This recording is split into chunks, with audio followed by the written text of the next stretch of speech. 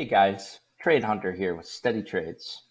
I'm here to talk about how we use the SMA. The SMA can do three things for us. It simplifies noise in our chart, it acts as support or resistance, and indicates a trend. Let's show you a couple examples of that. When I say it simplifies noise, it's not very hard to look at, and it's not very hard to read. Simply looking at the SMA can show you an overall trend. This indicates an upward trend because the SMA is angled upwards. When I say it can act as support or resistance, here's what I mean.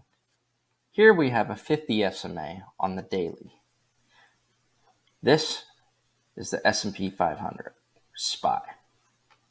As you can see, in certain points on this upward trend, the stock goes down and touches this 50 SMA, and it bounces off of it without a candle closing below the SMA.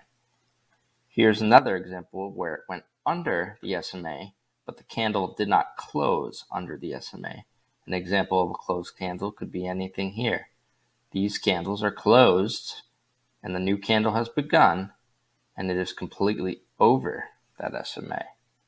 Here are some other points on this chart where the SMA acted as support. On the opposite side of the spectrum, we can see that this indicates a downward trend, and the SMA acts as resistance. Candles do close above it, but they quickly reject and get back below it. So I hope this helped to explain how to use the SMA a little bit. As always, the link is in our bio for our Discord website trading group. Thank you guys.